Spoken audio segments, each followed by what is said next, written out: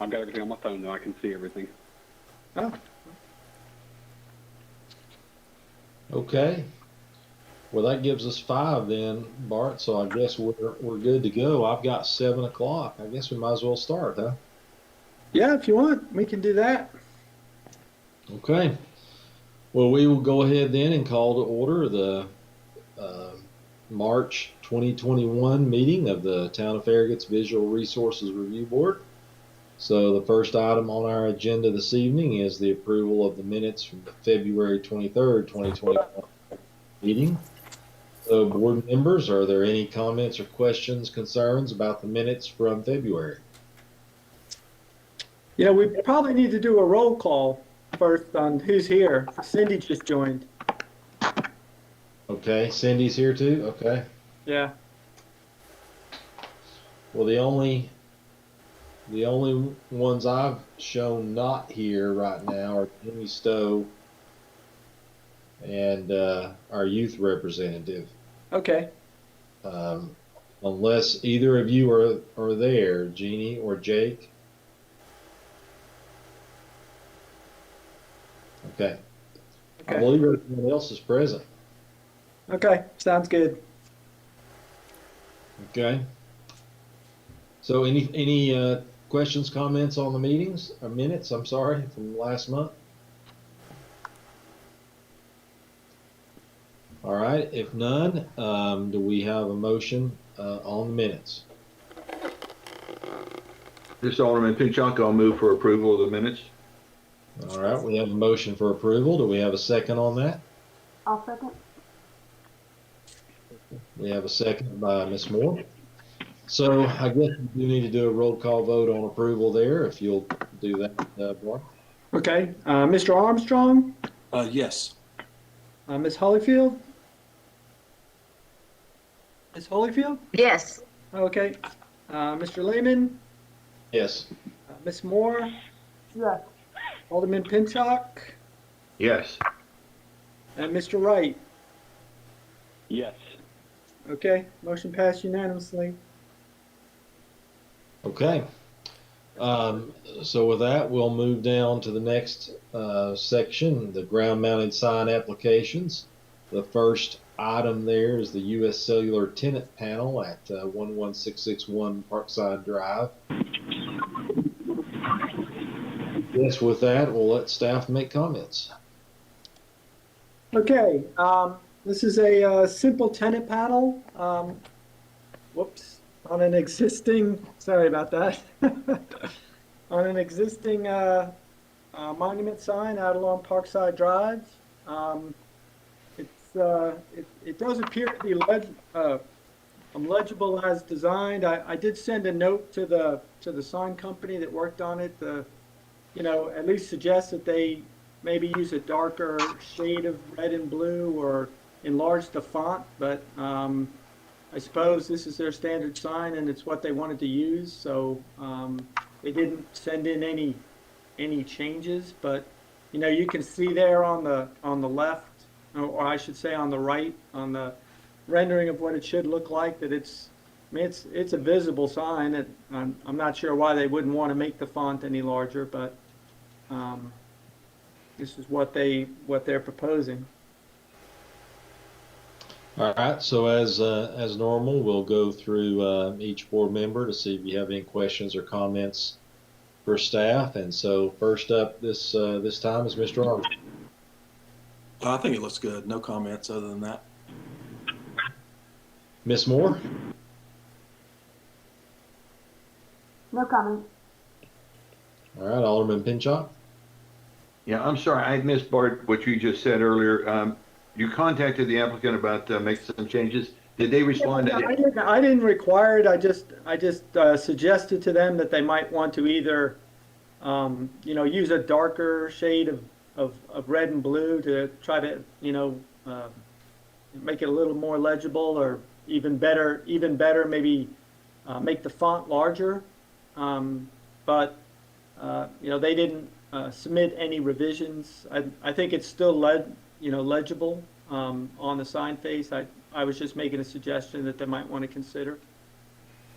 I'm fine with the way it looks here. My question, I guess, is what if after we vote on this, they come back to you tomorrow or the next day and say they want to make changes? Would have to come back to us again? I guess it depends on how drastic the changes were.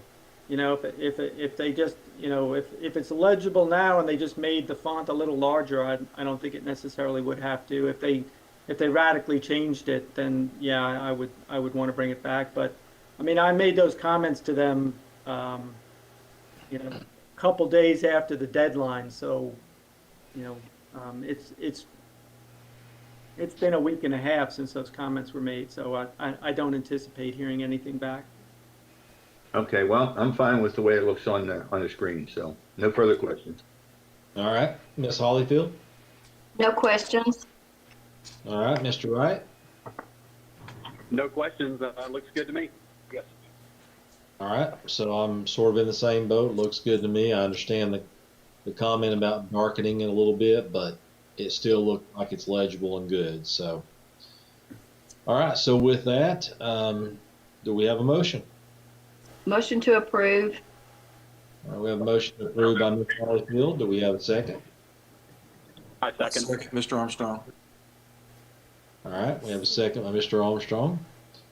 I don't think anyone's present tonight, but is the applicant present? Sounds like no. Are there any citizens' comments that we need to review? No, not on this item. Okay. I'm going to believe there's no amendment to the motion then, and so at that point, I guess we'll conduct our roll call vote. Okay, Mr. Armstrong, Yes. Ms. Hollyfield, Yes. Mr. Lehman, Yes. Ms. Moore, Yes. Alderman Pinchak, Yes. and Mr. Wright. Yes. Okay, motion passed unanimously. All right, we'll move down to the next ground-mounted sign application, which is the Pep Boys ground sign at 10839 Kingston Pike, replacing, well, there's an existing sign there. I think that was Big O's before, if I'm remembering correctly, so to give everybody perspective of where it is. So with that, I'll turn it over to staff for comments. Okay, and you're right, there is an existing sign there. Pep Boys is going to occupy that space. They're in the process of you know, working with codes and that, and you know, to get their permits to reoccupy. So they are proposing to do new signage.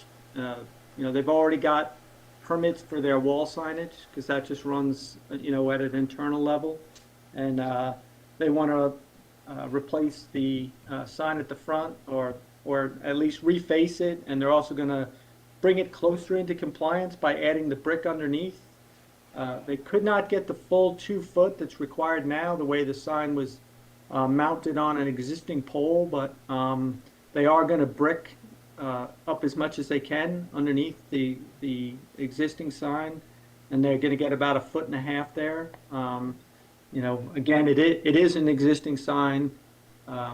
It's you know, they're really, it's I'm replacing the, you know, the cabinet and the face there, but they're also going to make improvements to both the base and the landscaping. So this is what they're proposing here. This is what's there now on the left and what they're proposing to do on the right. The landscaping will be compliant. The landscaping plan is a little odd because I think they just use a standard plan that was, you know, more in an island, but it does, you know, specify how many of the shrubs they're going to plant. So I was content with that. I think you've all seen the sign, so you know where it is. And for some reason my connection is running slow. So it'll be that sign number 3 down there in the corner, you know, on the properties where it's located now. All right, so board members, give you an opportunity for questions and comments again of staff. We'll start this time with Mr. Wright. Really only comment, I think it's an upgrade, looks good. I don't have any specific questions from what I can see. It's a good-looking sign and noticeable and looks good. All right. Miss Hollyfield. I agree with Mr. Wright. It looks great. I'm excited for them to come. All right. Alderman Pinchot. I pass. All right. Miss Moore. The only thing I have is just based on the look of the landscaping plan around it. I know sometimes those without the full 2 feet at the base, sometimes I know we've suggested putting the plants more towards the end of the signs versus right in front on each end. Those are very manicured plants and small in size. They will grow and just, if they don't keep them trimmed and then Yeah. kind of cover the sign. So I think it looks great. I think it's nice. I think it's good that they're redoing the landscaping, but maybe just suggest that they move those 2 middle ones maybe out towards the outside versus right in front of the sign. Okay, I can make that suggestion, and we were also gonna put in the permit, that they, sort of just a reminder to use a dwarf variety as well to keep it down lower. But, the ordinance now does require 6, a minimum of 6. They're actually over the number they need, so they could potentially thin that out a little bit and put them more towards the sides, and I can pass that on to them. Yep, that'd be great. Thanks. That's all I have. All right. Mr. Armstrong. No comment. All right. Similar for me, no real comments. I agree with Ms. Moore about the landscaping. That has been something we've suggested in the past. So, all right. With that, is there a motion on this item?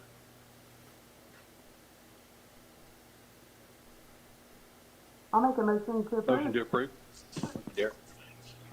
I think I heard Ms. Moore start there first for a motion for approval. I think so. Mr. You will be second on that?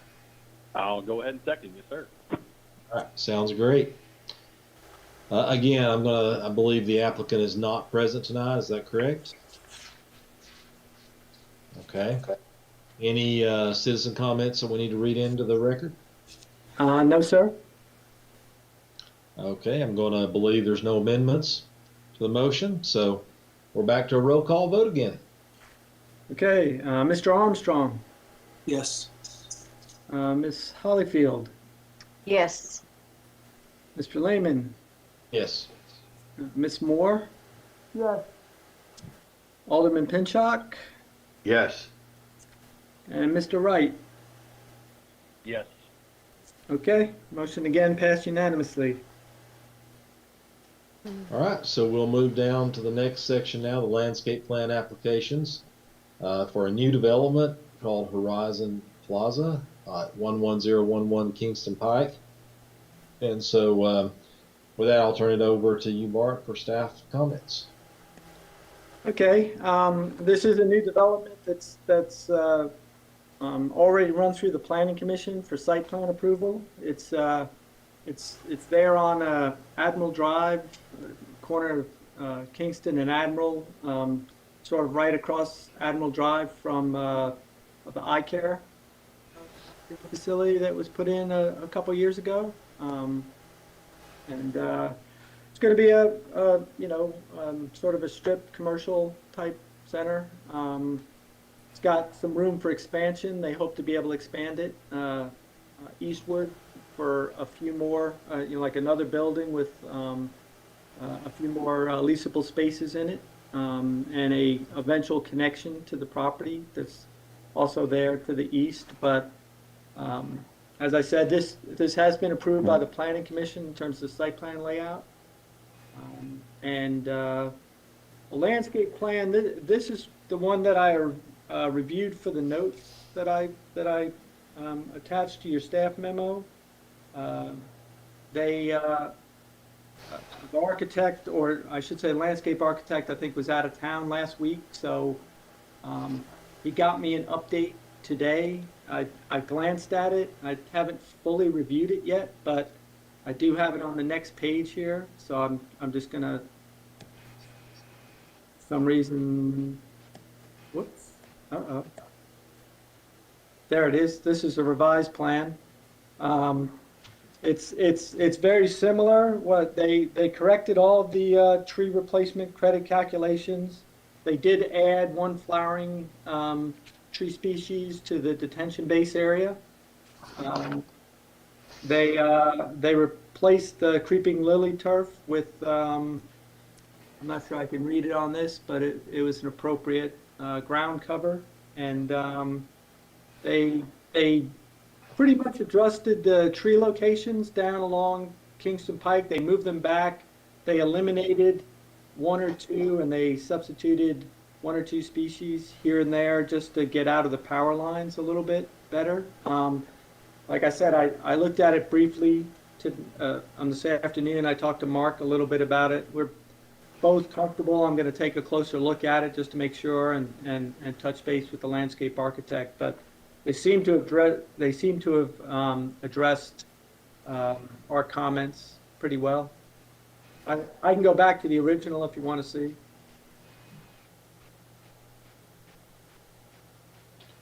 So, just for clarification, for purposes of what we're doing tonight and our vote tonight, you are comfortable with us voting on the revised plan, even though you haven't fully reviewed it?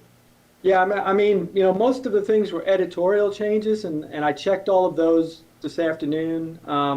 They did add one cherry tree back here where my cursor is to the detention basin. That was required and met. The only issue that I haven't talked to the landscape architect about and just really sat down with Mark and double checked too was the trees here along Kingston Pike because of the power line easement. But they have made changes. I started to do some measurements. I just want to make sure that the landscape architect was comfortable with it as well in terms of what their growth will be like at maturity. And I wanted to let Mark take a quick look at it as well. But that's really only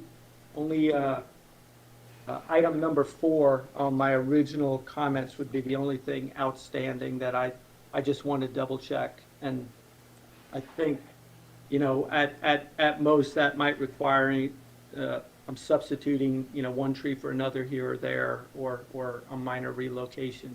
But I think by and large the plan is in good shape, subject to just verifying the trees with respect to the power line easement or the power lines that are there. All right, so we'll base our comments to the best we can off the revised plan. I do believe that we should have a subject to our approval that allows you to review this more thoroughly, and if you find something of significance, maybe even, I don't know what that means, whether it's bring it back to us, email us, whatever, but otherwise, we would want you to be able to carry on, of course, because there may not be anything of significance. So, and parts off. Yeah, and like I said, out of my, on the staff memo on my original recommendation, they have already addressed clearly 1, 2, and 3, and the only one that I want to further verify is item number 4, which is the tree locations and species relative to the overhead power. Okay, with that, we'll go through the board members then for questions, comments of staff. Alderman Pinchot, we'll start with you. Yeah, looking at what's on the screen and the plan that you sent to us earlier, it looks like the only changes are in front along Kingston Pike. Am I correct in that? In terms of the plantings they're doing, like I said, they've added one cherry tree back here on the detention basin in the far back corner here. I see it. All of the other tree substitutions and/or relocations are there along Kingston Pike and very minor along Admiral Road. I'll go back to the original plan here's the, well, that's the original. And you can see some of the trees were pulled up closer to the front property line and the power lines. There are also a few different species in there. And now on the revised plan, again, it looks very similar. They've got a couple of more Winter King hawthorns than they did. They've got a couple of more alley elms. I think they substituted for one or two other trees. And they moved the trees closer to the parking lot and further away from Kingston Pike to make a little more room for the power lines. Got it. Okay, thank you for clarifying that. I see Yeah. exactly what you're talking about, so thank you. Yeah, I have and no then, further and questions. then, and then everything else, Ron, was just sort of editorial changes in some of the calculation numbers in here, and also this ground cover on the last item in the plant schedule. They substituted out a different ground cover for something that we thought that could be potentially invasive on their original plan. All right, thank you. I have no further questions. All right, Ms. Moore? So on the plan, if you zoom in really, really close on the front corner, on the Kingston Pike Admiral Road corner, in light gray, it says sign. I'm not sure if that's something else, like a setback for a sign. Do you know? I don't see an actual sign On the plan. original, on the original plan or the It's on the new- original. I can't zoom in on the one that you have. Yeah. It looks gray, so it may be the setbacks that are on here.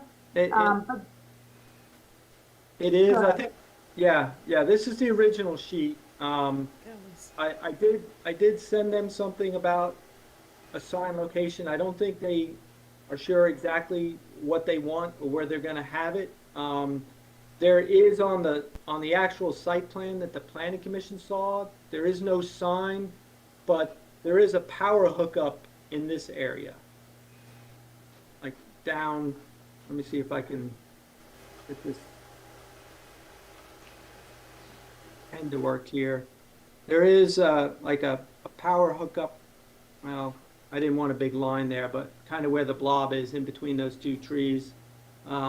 Whether or not that's what they actually put it there, but I think the landscape architect was aware of that comment I made to him, and I think he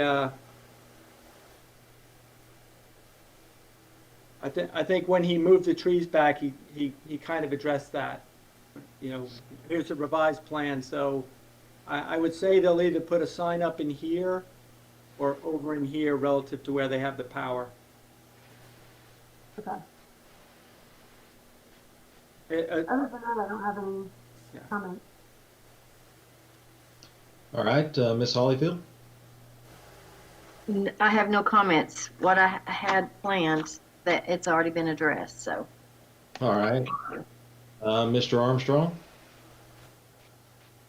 Yeah, so here's my only comment. I just want to make sure, and I'm sure this is happening. This is this intersection is a really bad place to pull out and turn left, as if you're going to Lovell Road. So I think we have to be very careful when we're talking about trees and signage right there. You see the angle of the road, see how Admiral Road is not coming perpendicular into Kingston Pike? Yeah, So that creates a little bit of a sight issue. And Bart, I'm sure that folks are very aware of this, but that is that's a good place for someone to get hit right there if they cannot see down towards Lovell Road. So that's my only comment. I think we need to be very careful when those are planted and when that signage goes in. yeah. Hopefully the trees, as they grow, can be limbed up a bit. Here, this is the, get a pen here again, and this arc right here is, why is that doing that? that's the property line. Mm-hmm. And I don't know why my thing's doing there. So, any sign will have to be at least 10 feet in from the property line. And then that property line sort of continues along here. So, in Yeah. terms of a car pulling up to the intersection, they won't have, they won't be able to put a sign out forward of the property lines. So that should help. Yeah. And what it makes it difficult is that it's the angle of the road you're looking, if you're looking back towards Lovell and you're crossing 4 lanes, you have to look further back to your left, like behind you, because the angle of the road, you're not looking just to the left, you're looking to the left and farther left. So that line through there, I use that road as a back road often, and I've seen people nearly get hit pulling out, just not watching close enough. So Yeah. just a little red flag there. Sure. And for, just for a matter of scale, because, one of the things I was doing was measuring from like the front property line to get a sense of where the power lines might be. This distance from here back to the center line of this tree was about 29 feet. Okay. All right. That's great. Yeah. Thank you. Sure. Just to add to what you were saying there, Randy, I was able to zoom in to that original plan, and those notes down at the bottom do say coordinate any plantings near the visibility triangle with town staff. So you have to really zoom it in for me to read that. But they do say that. So the landscape architect is thinking about that too. That's good. That's good. It's a high traffic area, and it's problematic already. So hopefully this will help it more than hurt it. Get a lot of those trees right off the front of Kingston Pike as they are now, right? Right. And hopefully that'll pull everything back off the road, and there won't be an issue. Right. I agree with you completely. All right, Mr. Wright, comments, questions? No, a lot to unpack there, and a couple of the comments I had are very similar. Just the line of sight, the traffic right there. That's a concern intersection of mine too. So, but all the comments I'd just be echoing. So, I'm on board. Nothing else to add. So, thank you. All right. One last question. I don't think we addressed at the beginning of this topic was you did have a note down here about allowing the use of the Winter King hawthorn on the plan as a shade tree substitute. Yeah. Yeah. With the revised plan, is that still a note or has that changed? No, they're still using some of the Winter King on their plan. In fact, I think they added at least 1 or 2 to the plan in this revision. I think the board has allowed that as a substitute shade tree for applications under power lines and that sort of thing, because it doesn't get as high. I think there was an oversight that Mark told me about. He added trident maple as another alternative to a full size shade tree as an option, and forgot to add Winter King in the official list. But the landscape ordinance allows you to make substitutions for shade trees in tight locations and that sort of thing. And I just wanted to note that because the ordinance requires every parking space to be within 100 feet of a shade tree and 100 and it's either 10 or 20 feet of 2 shade trees. When I was doing the distance measurements, we do need to count this Winter King, and this Winter King to get the coverage needed for all the parking. So I just wanted that note in there that they were counting those as shade trees, and given their location, it's a reasonable substitution. Okay, and I'm not an expert on all the trees, so Winter King hawthorn, will there be any issue with the visibility we just discussed because it will be a lower, shorter tree? No, because I mean they're all the way back here and they're right up against the park, and I don't think that'll be a problem. They're probably from the front property line, they're probably going to be close to 30 feet back. Okay. Okay, well, with that, do we have a motion from the board on this landscaping plan?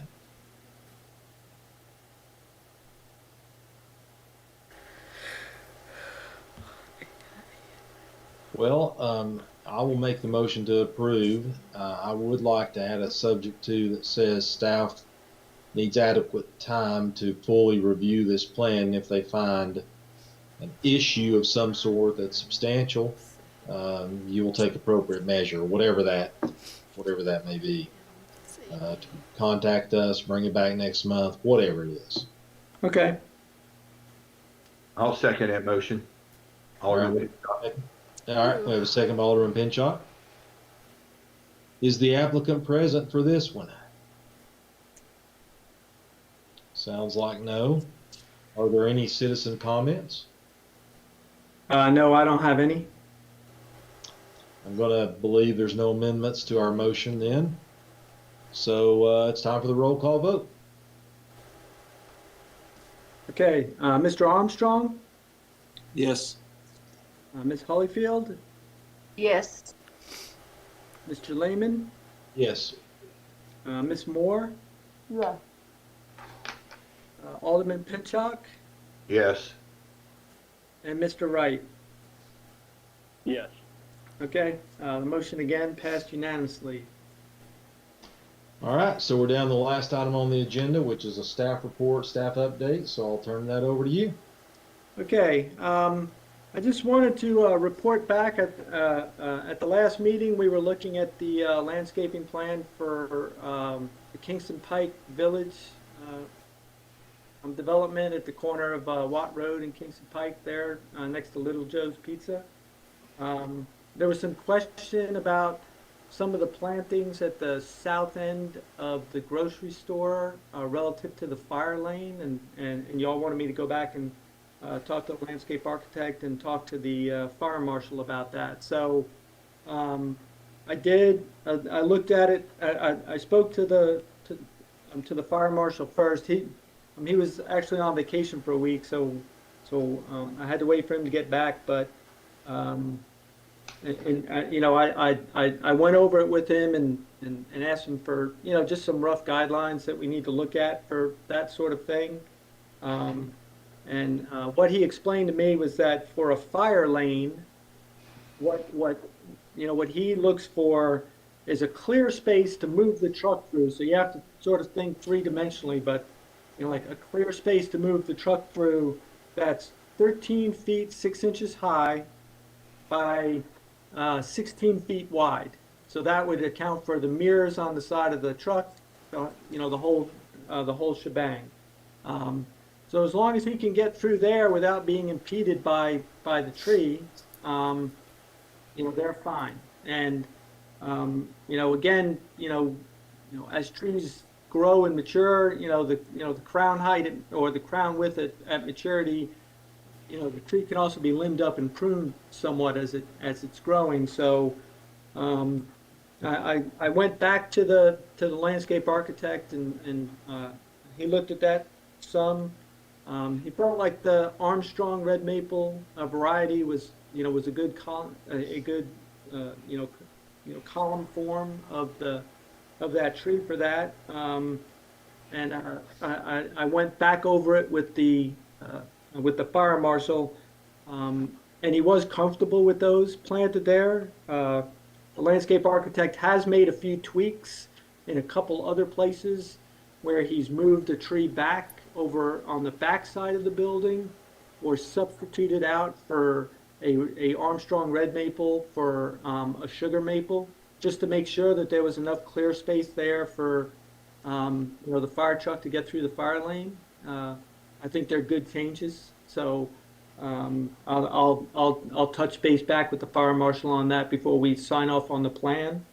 But the one other thing that we didn't really talk about, but I did bring up to the fire marshal too, was how much clear space they need to put a ladder up to get roof access. And he said generally he would like to see about a 15-foot wide, kind of clear space, and he couldn't say like every so many feet or that sort of thing. He just, looks to get a ladder up. And again, on that site, there were ample opportunities to do that. So he wasn't really concerned about that. But, that's something else we can look for on plans in the future to make sure that if there's a fire lane like this, there won't be a tree that's gonna, have low limb, characteristics that can't be limbed up, that they can't park the truck or drive the truck through the fire lane. And also to keep an eye out so they can get ladder access to the commercial buildings. A lot of the buildings now have dedicated, ladders. I think you've probably seen them on some of the buildings. They have a way to get on, but, if that wasn't practical for them to use, they kind of look for like a clear space, to get a ladder up that would be about 15 feet wide. So.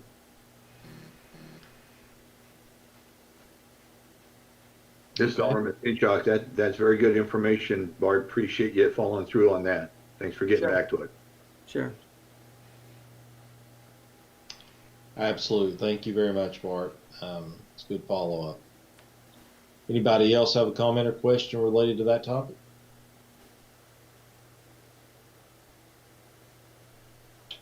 All right. Do you expect us to be virtual next month?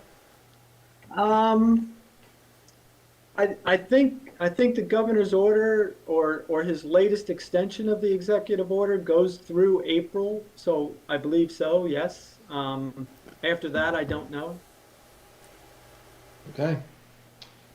Is there anything else for tonight? Any other items you need to cover? No, that's all I have. Okay. Well, with that, I guess we'll call this meeting to a close. Thank Okay. you guys so much once again, and I guess we'll Thank see you. you in April.